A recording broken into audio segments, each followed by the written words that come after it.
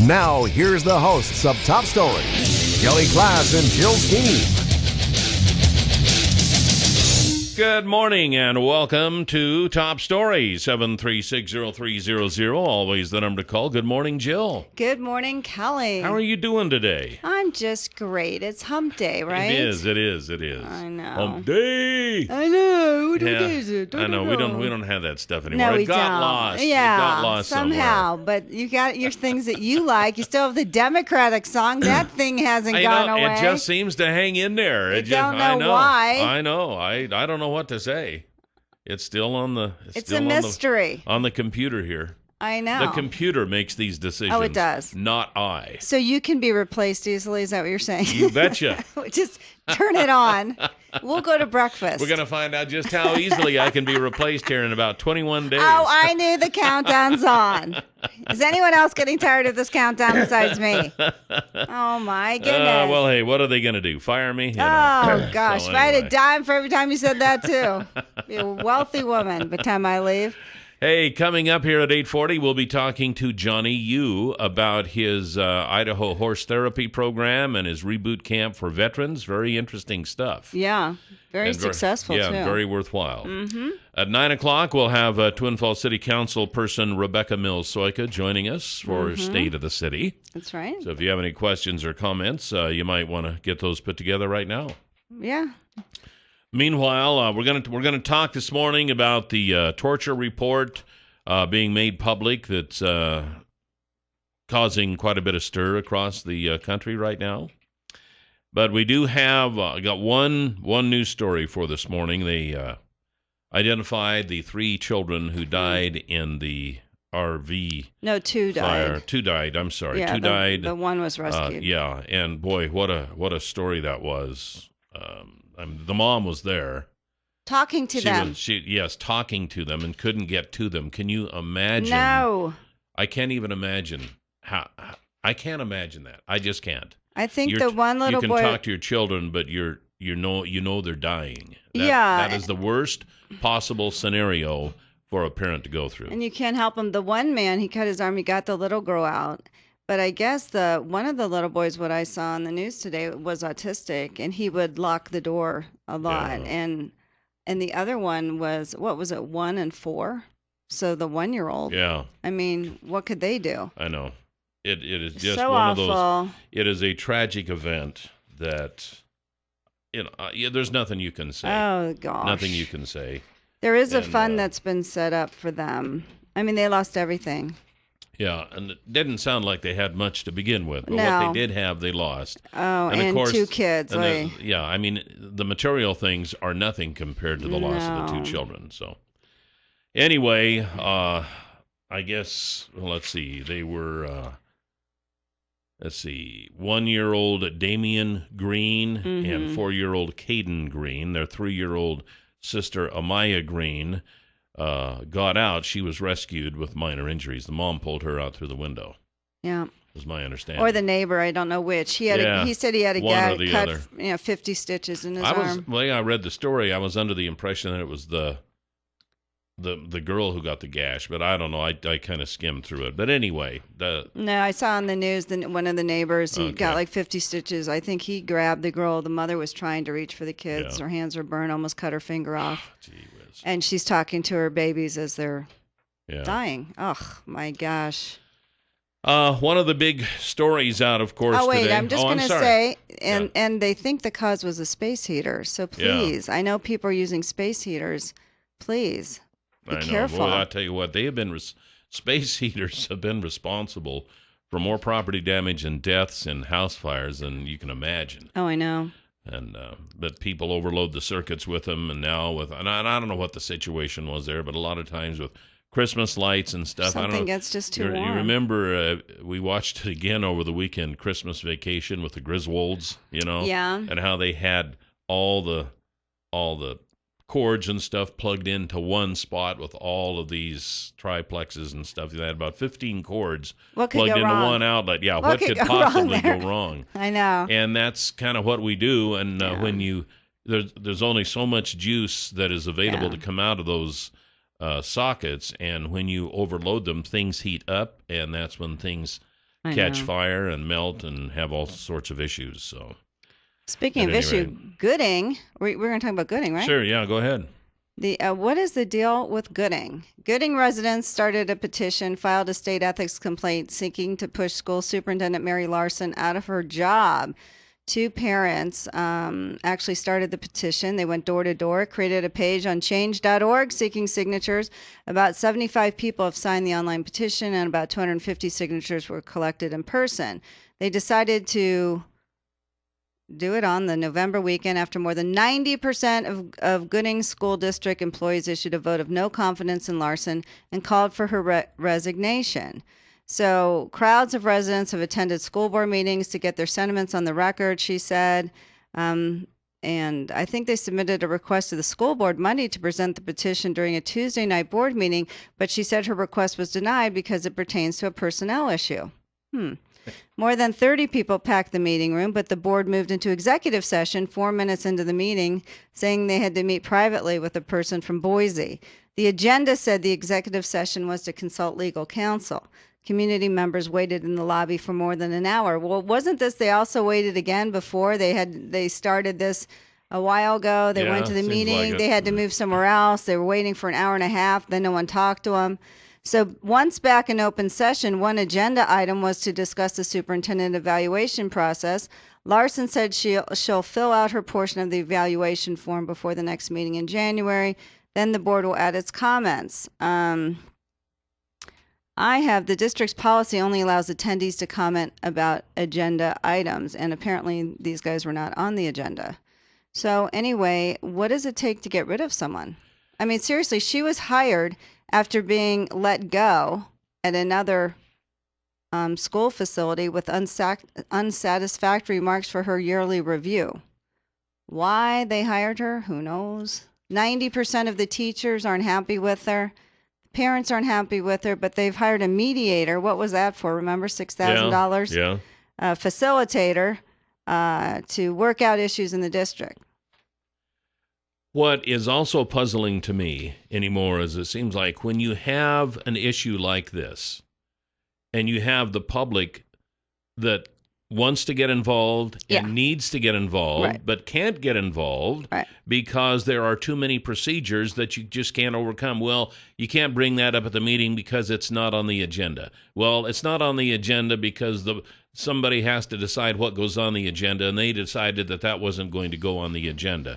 So you're sitting here with a public that wants to become involved, and they can't because of these rules and regulations that block it from happening. And as we go along in society, more and more things just don't make sense to me. Well, it's no wonder you can't get anything done anymore. There's a rule for this and a regulation for that, and there's a privacy issue here, so you can't talk about it, and this is a personnel issue, so, oh, no, we can't talk about that, blah, blah, blah. But 90% of your staff has a low confidence, or whatever they said, no confidence, whatever, with the superintendent. She's already put the principal on restriction for 2 days. I believe she fired the computer guy.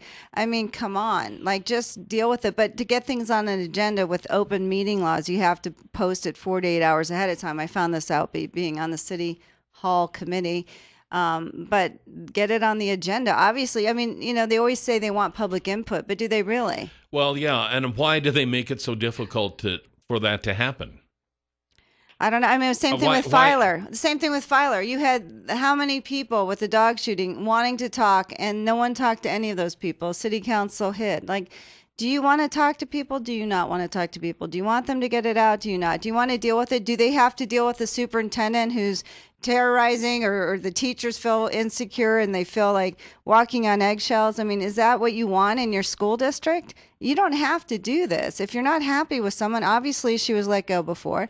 Let her go and find someone. This is the best you could find that would come to the Gooding School District, someone who got an unsatisfactory review. That's what you want for your superintendent? You can't find someone else around the country?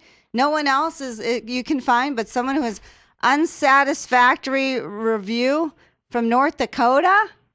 That's it? That's all you can find? Come on. Does this make sense? No, there are. Okay. In fact, Benito and I were having this conversation. It wasn't even about this. a while ago. It's just in our society, in this day and age, for some reason, it's almost like common sense has just been tossed out. And things are so difficult to do with rules and regulations, and you want the input from the public, but yet you have all these rules and regulations that keep them from becoming involved. And it doesn't make sense. It seems like we are fighting ourselves. And it's not getting any better because there's always it's hard to explain. I don't know how to explain it. Why can't you just fire her too? I mean, obviously you have most of the people that work for her are unhappy. The principal's unhappy. Obviously, the parents aren't happy. And see, you know what? Sometimes there's regulations that say you just can't do that. Well, and I don't get that either. Do you not have cause? Do they not have an employee handbook? Can't you write someone up 3 times and fire them? Hello? Why not? It always seems like there's some bigger agenda. Do you really want the people's input? Do you really want the people's input? And a lot of what times, do they have to do in A lot of Gooding? times they just bring up the fact, well, if you let me go, I'll sue. And then everybody gets scared and runs. Exactly. If you have it on your side, you're fine. I used to deal with labor issues for TGI Fridays, for Reebok. As long as they documented it and you backed it up, fine. Fine. Let them sue. Yeah, it doesn't mean they'll win. You have an employee handbook that states, okay, you've got 3 write-ups, whatever. Then you can be terminated. We're like, aren't we a work for hire state anyway? We're What do you, I know, I'm losing my, whatever. I can't even think of the term I know, now. I totally bastardized that one. I don't know. What is it? Anyway. You really got me messed up. I know, I'm sorry. I got myself messed up. But you know what I'm saying? Yes. Okay. Yes. When someone terminates you, they don't have to give you a reason. No, you can actually be terminated if you're gay in Idaho and no reason, and that's still the facts. So, I don't understand this. Why would you try to keep someone? Why are you going to try to pay a facilitator $6,000 to keep someone? They paid someone $5,000 to find her. What, put an ad in the paper? It doesn't make sense. I Gooding know. School District is flush with money. $11,000 for what? Is she worth it? I don't know. There are times when I just come on here and I'm speechless because of all the things that are going on. It's like, what? This defies common sense. Top story. You're on the air. Good morning. Morning. These open meeting laws, it's kind of interesting. It's designed to open up, the whole purpose of open meeting law is designed to open up these meetings and let the public know what's going on. And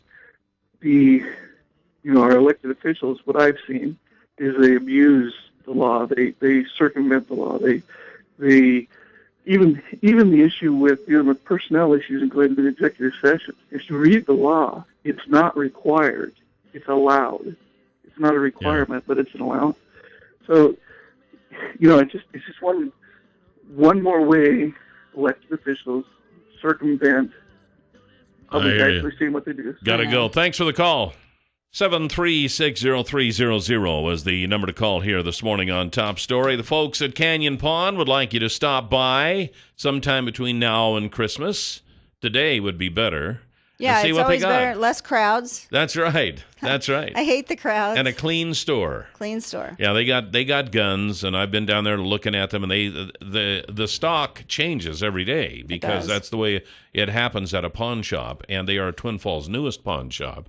And they've got, and I sit here and I talk about camping supplies and woodworking stuff. They've just got, it's a pawn shop. So you go down there and you're going to find probably a little bit of everything. And they would just like you to stop by and say hi and find something for Christmas for somebody. Yeah. You're a little short on cash, take something down there. They're a pawn shop, so they can pawn, give you a little extra cash. Just don't go in your wife's jewelry box without asking her. Pawning some of her stuff. That might be a problem. And then if she can't find it for the Christmas party she wants to go, oh, you must have misplaced it. Yeah. No. Or you could be honest and say, oh, yeah, I pawned that. I needed a new shotgun. Do you want to hear what that reaction will be like? So Canyon Pawn is right across the street on Shoshone Street from Will's Toyota. Mm-hmm. And on the corner of 3rd Avenue South, they got a big sign out front. You can't miss it. You can't miss it. I don't know, Jill. We could sit here and we could talk about common sense all day long, and there are just... It seems like when it comes to public policy, public decisions, that there just is no common sense anymore. And it seems like it's going from a majority rules to a minority rules type when one person can make a decision by throwing out some sort of a threat, I'm going to sue, and then that changes the whole procedure of what a city can or will do. Yeah, but I mean, one person, you can sue for anything in this society. We are such a litigious society. So someone says, I'm going to sue. Okay, fine. But you know what? You also have to have grounds. Who knows if it's going to go through? And really, it's the school board to say, fine, we have cause, we have reason, we've written you up, we've followed our termination policy, we've done whatever, just because someone says that doesn't mean you have to buckle down and cower in like a fetal position in the corner. You know what? If you followed the right rules, and this is why employers have to have an employee handbook, you have to follow your termination policy. So if someone does that, you actually have, reason to terminate, you're fine. Right. You are fine. Let them sue. Let them. Right to work state. That's what we right are. To work. Right yeah, to I was like, work for right to work. But you know what I'm saying? Like, that's why those things are important. Be consistent, follow your employee handbook, give people warnings, tell them you're going to fire them if they do it again, whatever. So what if they sue? It doesn't mean they're going to win. It doesn't mean they're going to win. And I know a lawsuit can sometimes be a little bit costly, but what is the cost if you don't follow the procedure? Mm-hmm. And sometimes say, well, we'll just settle. It's cheaper than going to trial. Okay, well then, that's one thing too. But yeah, it's a pain. Believe me. I know. It's difficult. It's just difficult sometimes to see what's going on and to just sit back and. Why are they ignoring the residents knowing of Gooding? Very well you probably can't get involved because there's a rule somewhere that, you can't do that, can't put it on the meeting agenda, blah, blah, blah, blah, blah. So I don't know. Sometimes I think we need a reset in this country. We have so many rules and regulations. We have rules and regulations against rules and regulations, I mean, to their credit, they are trying to have open meeting laws, but, and to get the public involved. But if you don't, here clearly the public wants to get involved. 90% of the teachers are not confident in this person. The town isn't confident. Deal with it. Maybe she's not the right fit. But even when they do have the open meeting thing, and then the board will call executive session, and they don't have to. And there goes the public again, and then they don't have to say anything about what goes on. This just doesn't make sense to me. Top story. You're on the air. Good morning. Good morning. Good morning. I just had a thought. What is really common sense? We know, older people know what common sense is by, just common sense. But what is a true definition of common sense? I don't know. Can you look it up on dictionary.com? Do you want to know the actual definition of common sense? Yeah, that's a good point. What is the definition of common sense? I don't know. Does it have a... Of course it does, because it goes to the dictionary. So is it common sense? Can you look up two words like that? Okay, here we go, ladies and gentlemen. Common sense, sound judgment not based on specialized knowledge. Not based on, where did it go? Sound judgment not based on specialized knowledge. Native good judgment. Plain, ordinary, good judgment. Sound, practical sense. Sound, practical judgment, independent of specialized knowledge or training. Normal, native intelligence. Well, you know what? A lot of people don't have that. I'm sorry. That's so true. They don't have good judgment. If people had good judgment, a lot of things wouldn't happen. It's like the gentleman caller said, a lot of older people have that, but a lot of younger, don't. They just don't. Brains aren't developed. That's by nature. That's by nature. I didn't have a lot of common sense when I was young. But now that I'm old and wise, I have a lot of common sense. Do you now? I do. Do you now? If I could just run everything, this would be a lot better place. A little disturbing. We'll be right back. 7360300 is the number to call. You've heard about Certiset, right? You have heard about Certiset because I've been telling you about Certiset. It is a solid set system for irrigation that allows you to water almost till blooming in your alfalfa fields, because you don't have to send labor in then to get that pipe out of there in order to go in and swath the hay. There is an attachment that goes on the swather that does that. and no more spraying borders around the fields. It's quite an innovation in technology, and they know all about it at Far More of Idaho. So go in and ask them about Certicet, because I know with the irrigation season off right now, we'll be starting up here again in another 2.5 months, believe it or not. It's not that far away. You might be considering an upgrade in your irrigation system. Consider the Certicet from Far More of Idaho. You can ask them about it. Give them a call at 324-3341 or at farmoreofidaho.com. Well, we heard on the news just before, I guess it was the last break, about another Benghazi committee. But this report came out, this news story came out. I don't know if they dumped it the Friday, Black Friday, or after Thanksgiving or the Friday before Thanksgiving. I know it came out a few weeks ago, and we've been trying to talk about it, but we always run out of time or get distracted. And that's what news or committees do. They dump things on Friday. They call it the Friday afternoon dump, where people are occupied doing something else and no one picks up the story. And they'll forget about it by Monday. And they forget about it by Monday. Now, this has been a couple weeks, so this is what came out. It said yet another detailed investigation into the September 11th, 2012 attacks on the U.S. mission in Benghazi, Libya, has refuted claims. Did you hear that? Refuted claims that there was a cover-up or that officials didn't do all they could at the time to save the 4 Americans killed that night. The latest findings, released Friday, came from the declassified 2-year investigation of the House Intelligence Committee, which was Republican-led, which conducted an exhaustive probe into the incident, including claims that the White House cooked up phony talking points for then UN Ambassador Susan Rice.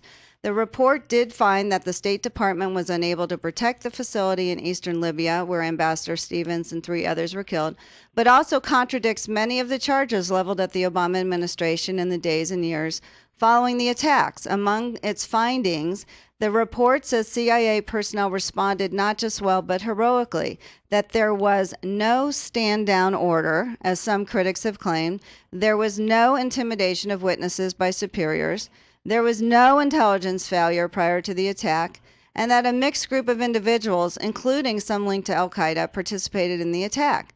But perhaps the most significant conclusion is its findings that Rice's talking points, a key focus of the Benghazi Select Committee impaneled by House Speaker John Boehner, were not part of an attempt to conceal the severity of the incident.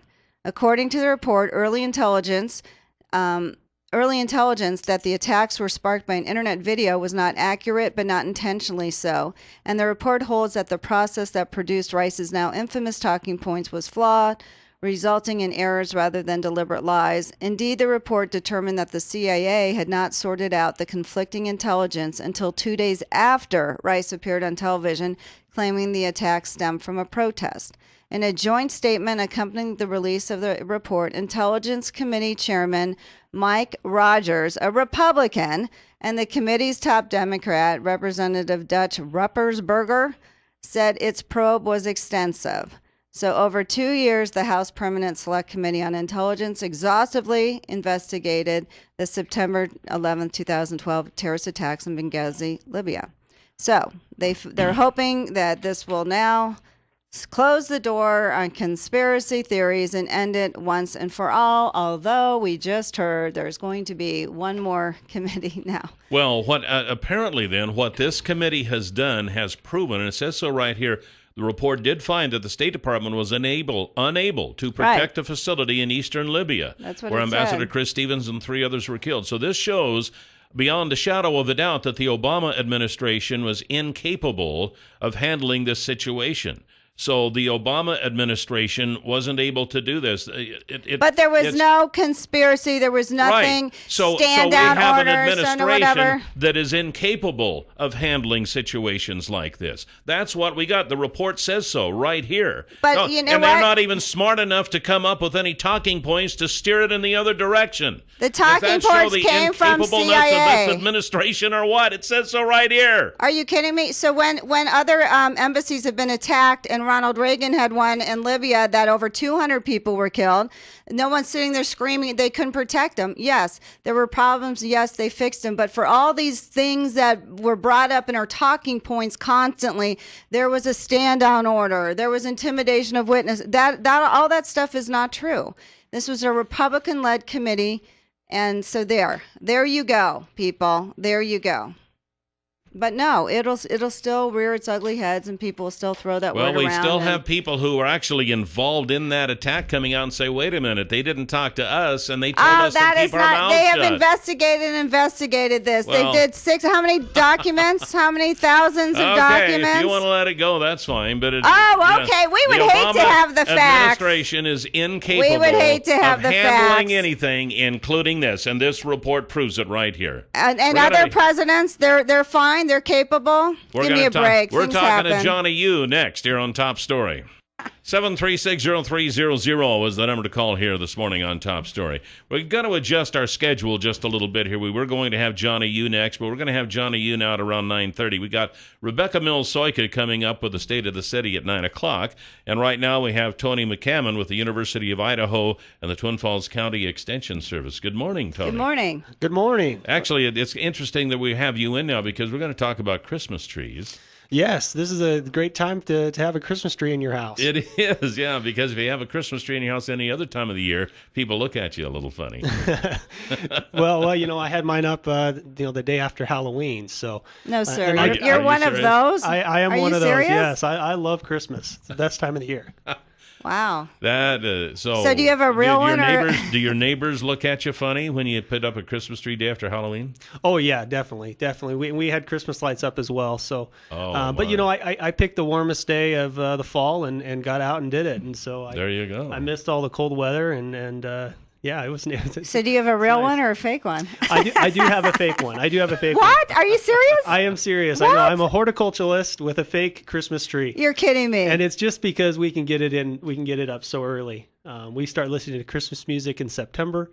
And it's just that's how my family does it. So see, Nate on our sister station, Cool 96.5, he didn't start Christmas music until November 10th. Yeah, I'm on November 10th. Before so you're beating out November. And he has to wear a bulletproof vest when he goes out in public right now. I know. People get quite annoyed with him. Okay, so you have some tips though for people who want a real Christmas tree and how to make them last longer, because I guess it's a problem. Yes, even though I have a fake Christmas tree, I still like the smell of the pine, and so I bring in a lot of wreaths. I make wreaths and bring them into my house. So I still use a lot of fresh greens in my house. This time of year.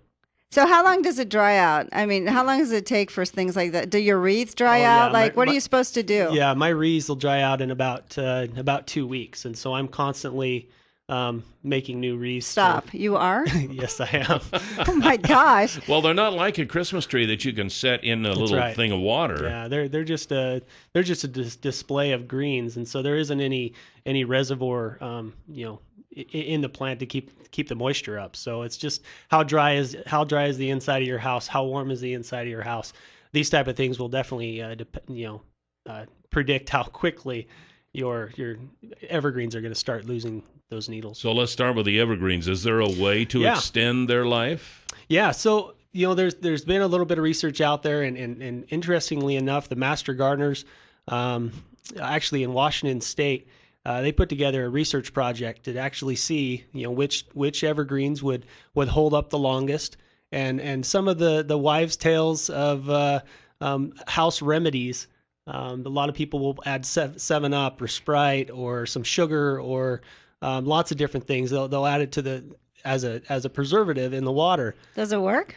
That's the question they wanted to find out. And so they did this research, and let's back up a little bit. So when you first buy a Christmas tree, that's really the important time is when you're choosing the Christmas tree you're gonna bring into your home. Bat them on the ground a little bit. If you see a bunch of needles fall off, they're already dry. Yeah. And no amount of water that you give them is going to bring them back to life. Oh, at that point, once it's dry, they're done. At that point, if it's already losing needles, then yeah, you wanna check your trees to make sure they're not already losing needles. They still have some good color to them. So is the color a first indication, or is it just the needles? The needle drop is the first indication. So it's needle drop. Yeah. Check needle drop. Okay. Yeah. So check that first, and then make sure they cut off about 1/4 of an inch off the bottom, and then as soon as you can, get that into water. Now the cutting it off on the bottom is because when they cut that off, the sap kind of makes a seal, doesn't it? It makes a seal. It actually starts to suck up more water. You basically cut off that dead tissue that has already sealed over, and it's not sucking up water anymore. Right. When you make that fresh cut, it then will, for a period of time, start to try to siphon more water up into the tree. Okay. And so you cut that off, you get that in water as soon as possible, get it home and in water as soon as possible, and it'll start, How long should a hydrating tree itself. last? How long should a tree last? A tree should easily last 3 to 4 weeks. So if someone in buys water. it now, Oh yeah, they're safe. oh yeah, definitely. When do you think people? Well, it depends on when it was first cut, doesn't it? That does. It is important to know when it was first cut. It's hard to, they're not going to tell you exactly when they were cut, but a lot of them, 36 million Christmas trees are sold every year, and a third of those are sold from tree nurseries in the Northwest. Wow. And so we have a great opportunity, a great industry within, right here within the Northwest, Idaho, Washington, Oregon, Northern California. That's where a third of all the Christmas trees in the United States are raised. That's a great foresting. That's adding to the forestry department, the evapotranspiration and the air all the benefits that comes with trees in the Northwest. It's a great industry to support, and I wholeheartedly support it, even though I have a fake Christmas tree. I know. Whatever. Don't look at anything Well, you make here. up for it in wreaths, right? That's right. I definitely make up for it in wreaths. Oh my goodness. So when do you think how long do people wait to buy a Christmas tree? Do you think like the week before? Like what are the statistics on that? Are they like you, November 1st? A lot of people, no, they're definitely not November 1st. But the first or second week of December, that's when you see a big spike. And then they start waiting. And then the rest of the people start waiting for deals the last couple weeks before Christmas. And then you get a Charlie Brown Christmas tree for $5. Okay, so let's go back to purchasing trees. There are some trees that hold onto their needles a lot longer. In fact, the Fraser firs are one of the best Christmas trees for not losing needles at all, no matter what you do to the water. It's just don't lose their needles. Whether you put Sprite in it or not. Huh? Whether you put Sprite in it or not, it just will not lose their needles. And then the Douglas firs are another common one. The noble firs are another common one. The alpine firs are another common one. Do they advertise which kind of trees they have? Oh, definitely, yeah. So what was the first one? The Fraser fir. Yeah. What does that look like? It's they're shorter needles, and they're a bit more, they're more upright, and they have a little bit of tint, almost a bicolor, a lighter tint on the underside of the needle. So it gives you kind of a different shimmer as the tree is in your. Are they specifically bred for Christmas trees? Yeah, well, Kind of, sort of. They're all. They're all natural trees, right? And we've selected out certain varieties that stay more compact, and have a better shape that we then we propagate and grow in. So lines. Fraser is a natural tree. It's not one that has been created, so to speak, genetically modified, the perfect one that comes out with bulbs. It's been selected. It's been selected over time that they found different characteristics in these trees over time, and they've selected out those characteristics to create a really good Christmas tree. So is there anything you can put in the water that helps preserve them longer, or is that just kind of a wives' tale type? Cocoa, because Santa likes cocoa. This is where it kind of gets fun, because the master gardeners, I don't know where they got their data to do this research, because I've heard of the 7-Up thing, I've heard of the Sprite thing, I've heard of dropping pennies in it. In the water I've never heard of any. That's just of for a tip for the guy, copper, for your husband to put up the tree. Yeah, I've heard about some of these other things, but they went above and beyond the Call of Duty in this research, because they used Viagra, and they used. It only stays up for 4 hours though. They used. But boy, that 4 hours. And is your really tree something. goes blind. They used a lot of different selections of different concoctions that I don't know where they came up with them, but Oh, did you come up with something you can help these people? no. What? No. After all this, you didn't come up with anything? Let me tell you that the best part of the research is just plain old lukewarm water. Huh. And you want to put it on, per inch caliper of the trunk.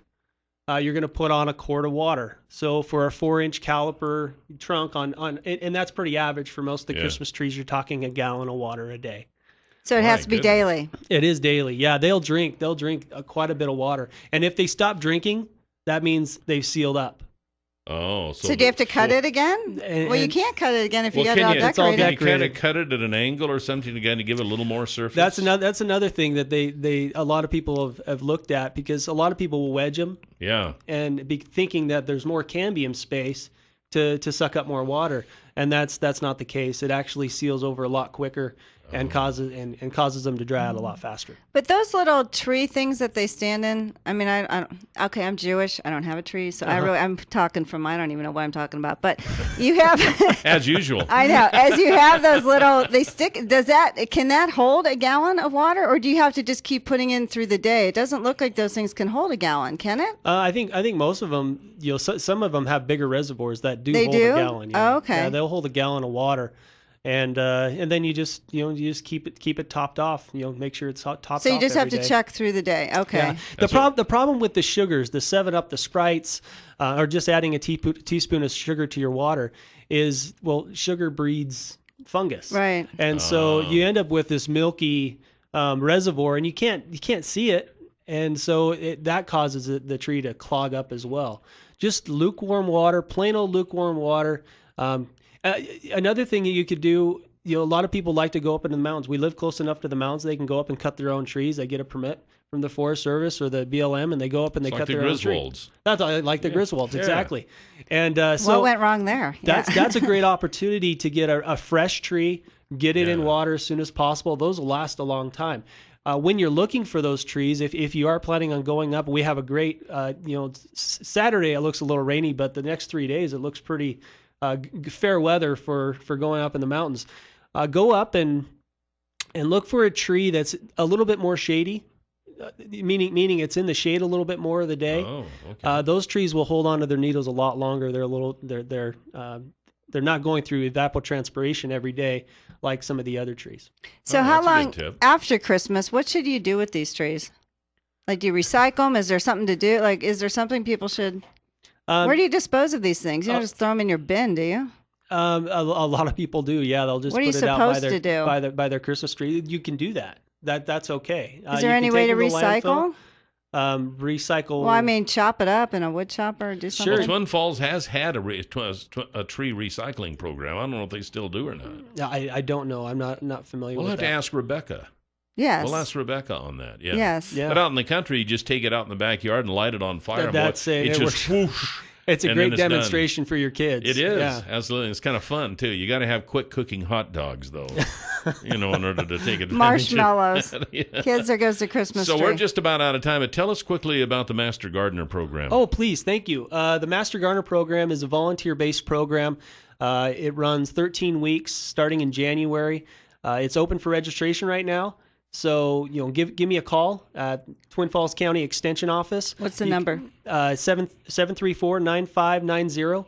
You can also look us up on our website. It's www.hortmagic.org, and that stands for Magic Valley Horticulture. We are also on Facebook. And where are you guys located? We're located at the old hospital, which is now County West. So is that where they do the classes? That's where we will do the classes. We also have classes offered in Shoshone as well as in Rupert. Wow, that's great. Now, it's my understanding, once you graduate from this class and get your certificate, you can grow anything that'll grow.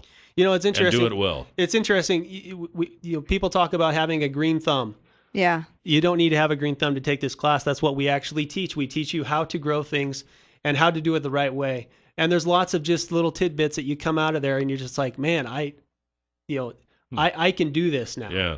So And those who I should graduate take it then, because it's like in bad. Afghanistan when they voted, they had the purple finger. When Yeah. you graduate from this, you have a green thumb, right? That's right. That's I would hope so Sounds because good. I do not have a green thumb. But Tony, thank you so much, and been keep very making interesting, wreaths. yeah. Do you learn how to make a wreath in that class? We're doing that for our banquet this year. So all the master gardeners are learning how to do wreaths. Oh, Wow. very cool. We So do a they- little bit of floriculture in the class as well. Nice. Tony McCammon, Twin Falls County Extension Office. Thank you, sir. It was fun. Thank you. Hey, Thank one you. quick question: are poinsettias poisonous to dogs or cats? That is a common myth dated back to 1919. They are not. Yes or no? No. Okay. Oh, okay. All Thank right. you. Well, how do you like that?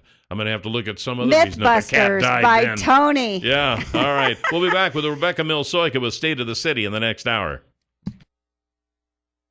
And welcome back to Top Story, 7360300. Always the number to call. Welcome back, Jill. Thanks, Kelly. We got an update on We the did. city tree recycling program from Josh Palmer. I guess Josh listens to our show. Hi, Josh. Thank you for the information.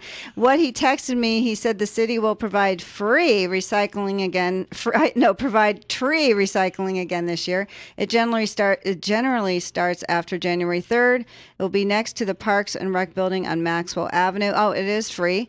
Last year, many of the trees were used as fish habitat in lakes. So it is yeah, recycled in ways. So anyway, yes. So hang on to your Christmas tree. You can recycle it next to Parks and Recs. It's free, and it can help the fish. Yeah, absolutely. It's Isn't always that good nice? to recycle stuff. Of course. You know, I'm a big recycling fan, although I don't do it much. I know. I would rather take my Christmas tree out back, light it on fire, and watch it go poof. You know? And roast marshmallows. Yeah, and roast marshmallows. Quick cooking marshmallows, because it doesn't last very long. No. Yeah, exactly. Yeah, that's right. So anyway, we have with us this morning Twin Falls City Council person Rebecca Mills-Soika for State of the City. Good morning, Rebecca. Good morning. Good morning, Jill and Kelly. Nice to have you here. Let's talk about some of the stuff going on in the city. One of the things I guess has been brought up lately are impact fees. Is there a change there? Sure. Monday night, there is an annual adjustment for inflation on the impact fees because we collect those from development projects, from building projects for the needed improvements in infrastructure that growth causes. You know, you need a traffic light here and there. You need another park. And also for police and fire. Those are the 4 areas that we collect for. But you collect over a period of, I think it's 10 years, 5 to 10 years. And so every year they adjust for inflation because if you went to build your park or build your road, 10 years down the road, you would be quite short, probably 10% or more if you didn't adjust for inflation because it's about 2% a year, 2% or less. So there's an automatic increase that just adjusts for what's called the municipal cost index, and it's basically the CPI for cities. It's kind of a gauge on how much products that cities use go up, like oil to make the roads and things like that, fuel. So they actually the council passed a resolution to forego that increase. Okay. And this so year. did they say why? Is it just for this year? Because, usually when you forgo that 1 year, it's really hard to sit there and go, now we're going to increase it the next year. Do you know what I mean? Because then people are like, you're raising our fees.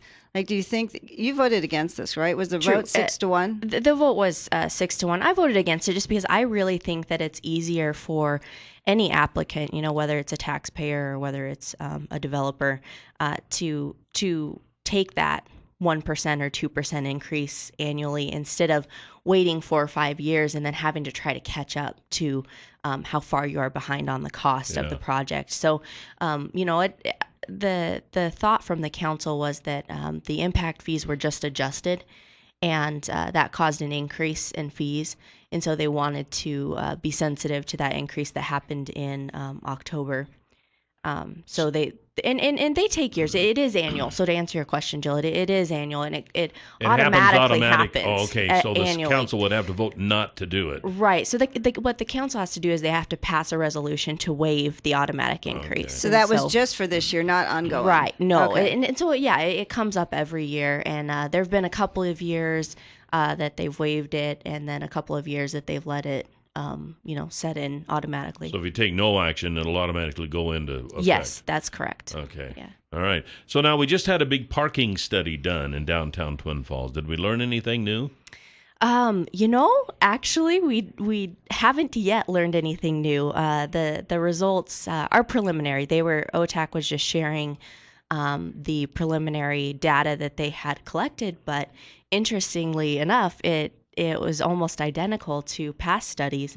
I think in 2008, CSI did kind of like we've done some internal traffic counts and kind of some observation of lot use, and really it was identical to what we've done internally, which is just showing us that things really are the same, since Like 6 years later, since later. 2008. So they say there's what, 50%? What was the actual results? Yeah, so 50% or less in all lots. The private lots were probably the highest at 50%. The public lots were less. I think they were somewhere around 45, and then lease lots were around 42%. And so one thing that they were talking about is what we can do to reorganize the structure of the parking. And they talked about some of the needs that they've heard from merchants and community members, because that's who they've been meeting with to find out, okay, what are your concerns about parking? And of course, they found that the one parking lot that is very full, they said that they would consider that 86% usage full, is the parking lot by Rudy's, behind Rudy's. And, Oh, yeah. That is what the city calls the orange lot. I'm sure no one else calls it No, that. I've never heard of it. I have to wonder, does this? They didn't know probably the city had a lot anyway. Yeah, it's the one behind Rudy's. It's a popular lot, and I think it's because all of the other lots are kind of to the east of that lot, and so I think that it's the furthest west. It's the parking first one lot. everybody runs into on that one-way street. Exactly, and if you Yeah. turn right on Second, when you're coming from like the City Park or Shoshone Street, exactly, that's the lot you run into. But the good news is that they were just sharing some data. They're actually their full report is going to come up with some solutions for how to reorganize the parking lot, because just because it's not being used doesn't mean it's not needed. Something that Right. might deter people are the tickets that they get, the lack of clarity about the time limits, which parking lot can I use, which spot can I use, because each parking lot is split up between lease spaces, private spaces, and then, here's a row of public 2-hour spaces or 3-hour spaces, and it's confusing for people. And so I think sometimes they just try to stay away from it instead of So when they try to wade through it. did the study, did they do it certain times of day, or was it all day? Because, like you said, some spaces are only 2 hours. And so people have to constantly move their car, which I've heard that people have done business, maybe they're having a seminar, they have to run out and move their car. Right, after and a couple that's an hours. unfortunate side effect, and it is, and one that we need to recognize and say, okay, that's not really the answer. What can we do to bring a better solution? And I think that that's what OTAC is working on with their the actual subcontractor on the parking study was a group called Kittleson Group, who is doing the parking study. But yeah, they have graphs of the time of day, so they did it for I think 24 hours, I think, all through the night. And you can find that on our agenda online at www.tfid.org, and then you just on the left-hand side, there's agendas and meetings. Click on that, and then go to the date, which was Monday's council meeting. And you can see those graphs of, the peak hours. Of course, the peak hours on Main Street are about noon when people are going to lunch. Yeah. And, so that's an indication that there are some good restaurants down there that people are frequenting. And so they kind of outlined, that there weren't a lot of pedestrians. And so one thing they're going to focus on is how to improve and make more attractive the pedestrian walkways, for cyclists, for, people who want to take other modes of transportation other than vehicles. That's interesting. I know one of the, as you say that reminds me of the renovation of the downtown Twin Falls area back in the late 60s when we did that. The original plan was on Main Street, all that would be turned into a mall, and there would be no traffic on there. And I think one of the things that they were shooting for when they were going to try that was to get more pedestrian traffic in there that wouldn't have to worry about cars. Over time, though, they decided not to do that, and so we can still drive up and down that area. So that just got me to thinking, is it Is it in the renovation of the downtown now this time that's coming up? Is that something that's being considered? Is essentially doing away with Main Street?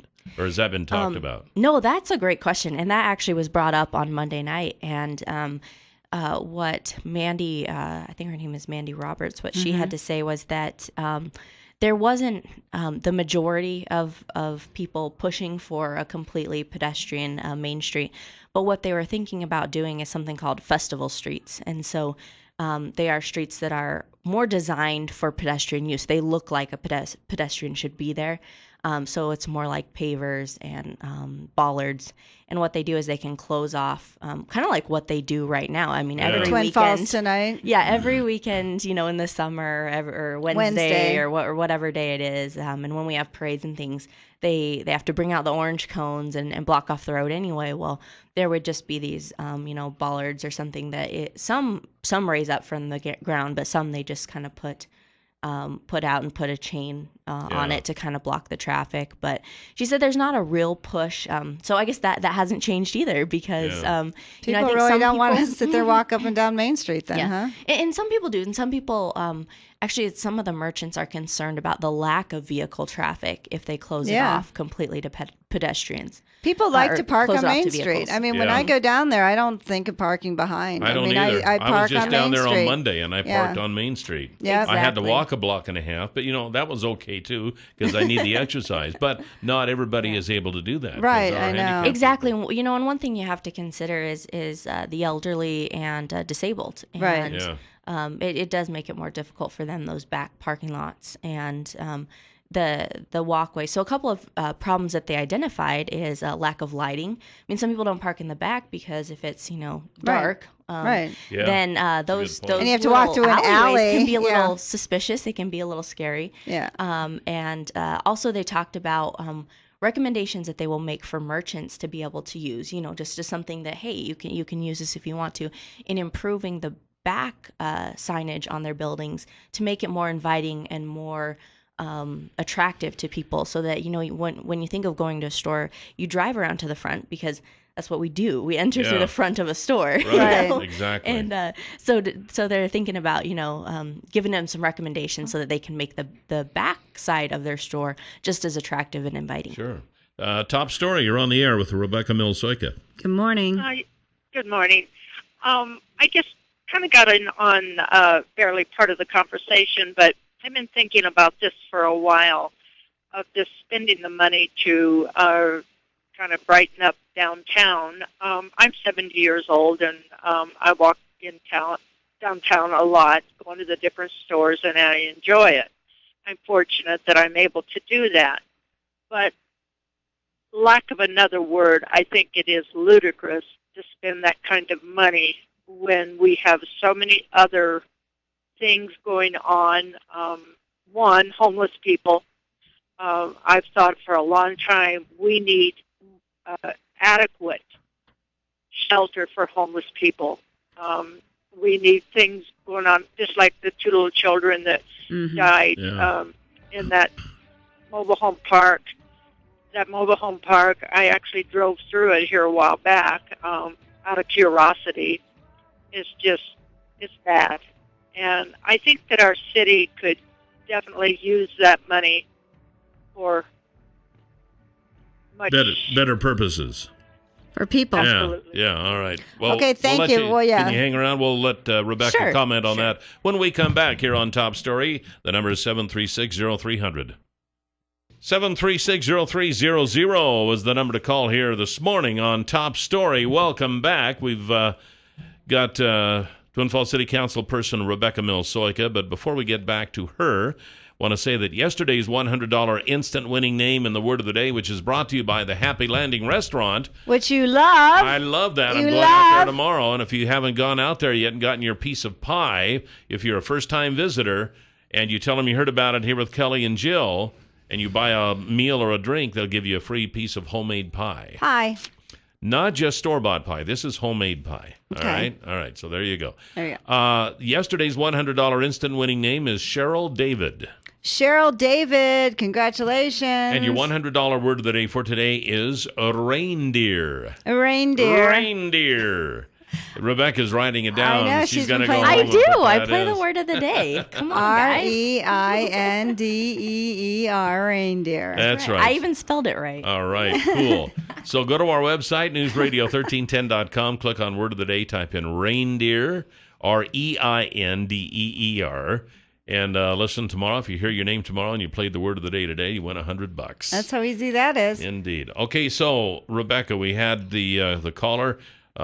Some of that money maybe should be spent on homeless shelter rather than on sprucing up downtown Twin Falls. How do you answer that? Well, first, I would just say thank you for sharing your priorities, and that's really great to hear. Some people think that it's a great project, and some people think there are better things to do with the money. But I would also offer some more information. The dollars, the $17 million that are going to be spent on downtown are restricted monies. They can't be spent on anything other than in that URA district. So there's what's called a tax increment finance district. So that's where the money was collected. So where you collect the money is where you have to spend the money. And you can only spend it, there are restrictions on what you can spend it on. It has to be public infrastructure. And so it's going to be things like water lines, sewer lines, streets. So Those a are homeless the kind shelter of things. would not be considered public. Correct. Yeah. Okay. But it's still good to hear people's priorities, because if we do start spending some general tax dollars from the city, that would be a good time to speak up and say, well, I really would rather you focus on, Well, this issue is in the city community. looking at this? Because, we had a presentation from Valley House at Rotary. I mean, they are just, and we had her on the show too. Right. It's such a Sharon need. Bashir's, And, where to put these people? Is it something that the city is looking at? Because the problem isn't going away. It's just increasing. Yeah, I certainly agree with the need. We actually had a proposal maybe a year or more ago. It's the private sector, it's the social services that usually provide that, usually nonprofits in a lot of cities. I'm surprised that some of the churches don't step forward and say, Yeah. "Hey, look, we'll take care of this." They can only do Yeah. so much, But though. right, and what happened a couple years ago, I mean, the real problem was that they actually had a proposal for a kind of a rehab homeless shelter, kind of a temporary housing situation. But all of the neighbors, you try to put it in a neighborhood, and nobody wants that in their neighborhood. But you say, that they're in our city anyway. You might Right. as well provide them with resources and ways to get clean and ways to improve their life, and food and shelter. Yeah. But As some a people, Christian society, that's what we're supposed to be doing. exactly, that is exactly what we should be doing. And honestly, the Victory House does a great job. It's probably the closest thing that we have. They'll take in so many different people that the Valley House can't take in. Yeah. If you have criminal record or certain things, certain statuses, you can't go into that Valley House setting. And so Victory Home does an amazing job of helping out our community. And they were the ones that wanted to open up a bigger shelter, because they said there's a need and we want to meet this need. Unfortunately, that zoning proposal failed. At the council level. And it's unfortunate They didn't because think there was we a needed need? it. Well, they only addressed, the council was concerned with the neighbors' concerns of safety and just not wanting it in their area. So basically, just having them be homeless in this park and in Rock Creek Canyon, that's okay. I mean, it's really sad. Exactly, and I was in favor, of providing a homeless shelter, just because you do have to look at the community's needs, and you want people to be safe. But some fears are real, and some fears are just imagined, I mean, and you want them to feel safe, and you want to respect their input. But at the same time, we've got to have this shelter. We've got to have this service somewhere in our community. Right. So it's going to be in somebody's backyard. So Yeah, it has to be. Yeah. So I know they're still looking. I know Victory Home is still looking for a location, and hopefully they'll find that. But there are resources that the homeless can go to get help if they just do it. But there's not enough, though, for them. Absolutely, and that's the problem. There isn't enough beds. There isn't enough places to stay. But there are resources, and so certainly places like South Central Community Action can help. And if you come to this city, they will point you to the right resource. Twin Falls City Council person Rebecca Mills-Soyka on State of the City. Thank you very much, Rebecca. See you soon. Thanks, Becca. Thank you. We're going to have Johnny Uratia on next. He goes by Johnny U with his Idaho horse therapy and his reboot camp for veterans coming up next. 7360300 is the number to call this morning here on Top Story. And I was going to tell you about the Low and Honey Loader. And all I have to do is get this sheet in front of me, although I could probably talk about it without the sheet because I've talked about it so much. But it is a Low and Honey Loader from Stanley & Company, and Pat Hartzell is the guy. So if you think you've heard us talking about the Low and Honey Loader, handles all types of manure, liquid, frozen, dry, for feedlot or dairy operations. This isn't for everybody, but it might be for you. And if it is and you want to see one, get a hold of Pat Hartzell. He can make it happen. His number is 280-1167. That is 280-1167. We have Johnny U with us on here this morning. Good morning, Johnny. Morning, Johnny. Hi, how's everybody? Great. We just never felt better and had less. Sometimes that's what it takes. That's right. Well, Johnny, you have the Idaho Horse Therapy, the equine-assisted psychotherapy, and you, I guess you call that the Idaho Reboot Camp, which is the trademark for Idaho Horse Therapy, and you help a lot of veterans. Yeah, actually, Idaho Horse Therapy, we started as a 501c3 nonprofit about 8 years ago, and started the program working with the kids at risk. And then it grew, and we started doing some work with individual veterans, diagnosed PTSD, and then we were asked to take our program back to New Hampshire for a pilot program for the VA, which featured different modalities, and it became very successful. They now have that about every other month back in New Hampshire and New York. So we started one here so it would be more accessible for the veterans, on the western part of the U.S., right. And that's what became Idaho Reboot Camp, and our trademark is Reboot Camp. So we can take it anywhere, but that's just to get everything in order. Idaho Horse Therapy came first, and then the Reboot Camp became particular, specific to veterans with PTSD. Wow. So you help veterans not just from Idaho then, but from all over. Yeah, that's right. It's open, and our mission statement is to help all veterans, especially those with PTSD, at no cost to them. And so there is where our challenge lies, of course, but I think it's important that they've already paid their price. They don't need to pay it again. Right. So that's our focus. So, Johnny, what kind of program, how do you help these veterans? Well, we have sponsors, and our first one was a huge sponsor, which was Glambia.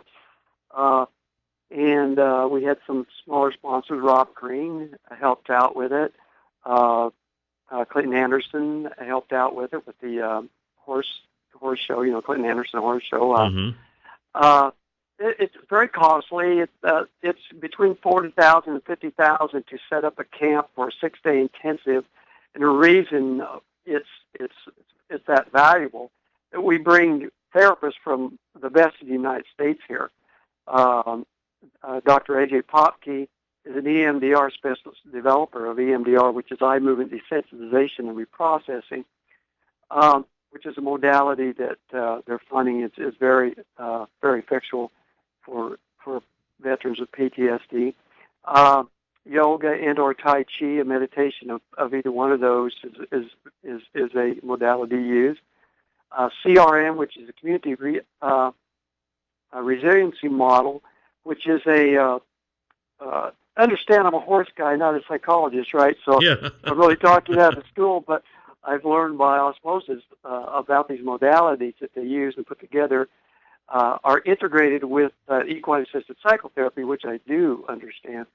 And as I work with these people, I'm learning the science why it does work.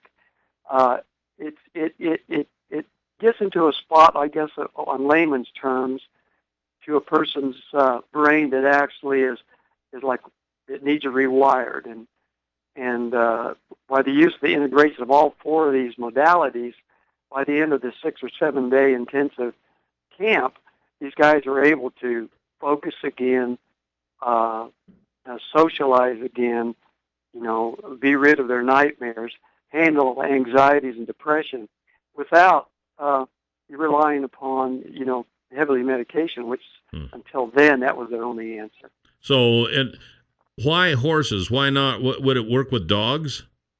It's a good question. I get that question all the time. And first of all, I have to go back to the basics.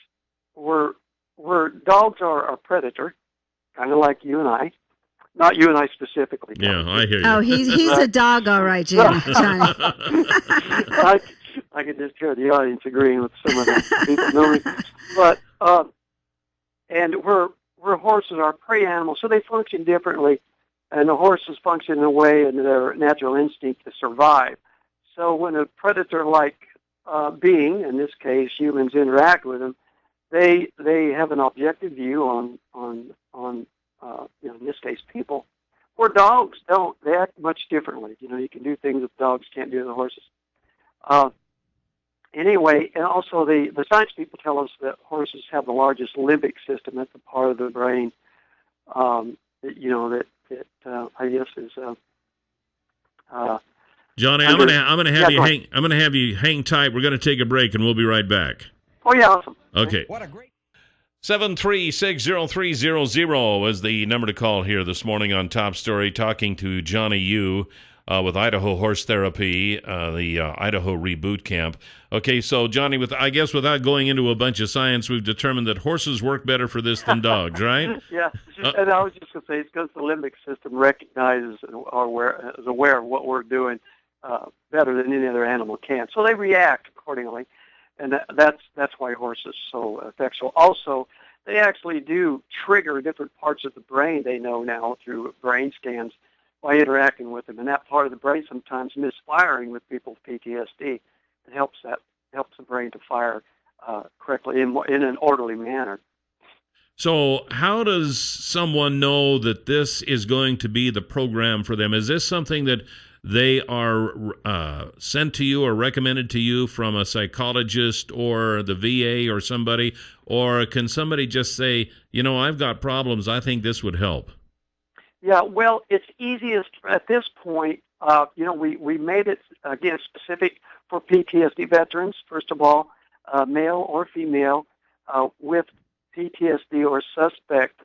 What happens so often is that veterans, first of all, a lot of them don't want to be diagnosed with PTSD because of what the that may be the appearance from the outside, but they often will be diagnosed with depression and bipolar, which seems to be the popular diagnosis, I guess. I'm not really sure about that, but anyway, they know, and usually if they've had combat, it's almost hard for them to live without some types of PTSD. And PTSD can be evident in people that have car wrecks, rape victims. Right. It's not, again, it's not particularly always all about military. So. Yeah. So Johnny, how long is your program? Well, it's a 6.5 day program, and our goal is to have 10 to 20 a year. We kicked off the first one with a large sponsor. We're working on different foundations, to sponsor, because right now it's the VA. You asked if the VA does referrals. They really don't do direct referrals, but we do work with a lot of the people that are VA admitted. So, and along with that, the funding's not there through the VA. That's another whole show. But yeah. So we do have to reach out, and all of ours is my contribution, and we're working on some national organizations that are actually are looking toward a program, because what's happened, and I think the intent of the Wounded Warrior program is very good. The problem is that some of their services don't really aim at you know, a service that will cure these guys or give them skills to better themselves other than just recreation. And so now there's an organization called NTW, and it's the National Trust for the Wounded. That's what it's called. But It's called ntw.org.com. But what their goal is, they raise millions of dollars, and then they find organizations like ourselves, and then we would do this service. So I said all that to say this, is that as we get the funds, we will have those immediately go directly to this service. We're pretty adamant about not using a large amount of funds that are executive fees, because that's highly criticized. First of all, personally, I think it's unethical. Yeah. Yeah. So I guess what I'm trying to get at is, when you have people come to these, where do they come from? Are they coming there on their own volition, or are they referred by somebody? Both. Okay. We did get some referrals. Some came by therapists. I think what you're going to see now, after we've had the first one up here in the Northwest, is that therapists saw it and thought, "Oh my gosh, this is a good deal." So I'm getting a lot of feedback now that say, "Man, let us know when the next one is, because I have a group of clients that need to go." You know, Yeah. and a lot of them are kind of in the shadows. Speaking about the veterans, you know that, and also the first one up here. The veterans are kind of suspicious, like, what is this, you know? Sure. Is it more of the same? Well, now we've got, I guess I call them our disciples. The first ones that went through are out and doing very well, by the way. Also, the ones back east after a year more are doing exceptional well. So it's getting out where veterans can talk to veterans, and they have somebody they can call and say, "Tell us about it," and they can say, "Look, this is a great deal." It's a week of really rest and relaxation, but it's intensive in a way that the treatment gets to where they need it to be, and it's everybody leaves there knowing they had a great time and feels more confident. And well, if they go to our website, they can see some of the testimonials. It's IdahoRebootCamp.com.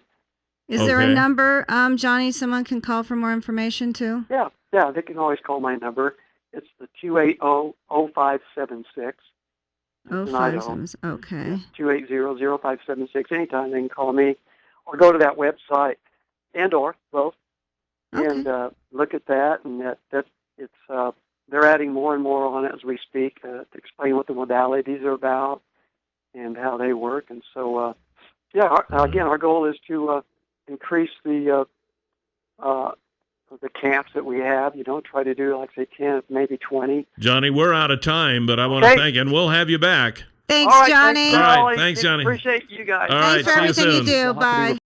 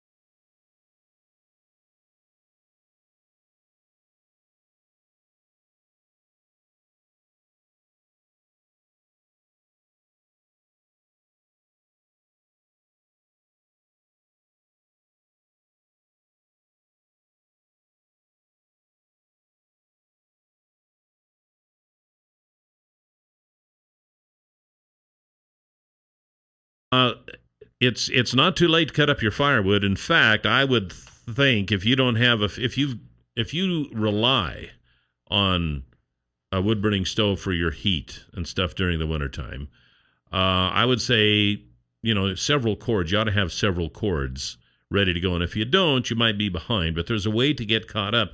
That's with a new chainsaw from Clearwater Power Equipment. They have Husqvarna and Echo chainsaws, and they can help you out with that. They have sales, they have service. So if for some reason you would need a part or you would need a service on your chainsaw, you don't have to order it online and try to find some weirdo freakazoid in the other part of the world that doesn't know what you're talking about. So they just grab something, throw it in an envelope, takes 2 weeks to get here. When it gets here, it's the wrong part. You just take it down there to Clearwater Power Equipment. They fix it, and you're on the road doing your wood cutting the same day. 252 Washington Street there, where General Building Supply used to be. You can give them a call at 734-7767, and they can help you out. Clearwater Power Equipment. Nice place. It is. I can also talk about the Christmas Pet Photo Contest. I wish Gracie would dress up, but she won't. Well, poor Maybelle. I call her Maybelle. My wife says it's Mabel. It is Mabel. But I Why do you call her Maybelle? I don't know. I just got started calling her that, and that's just what I call her.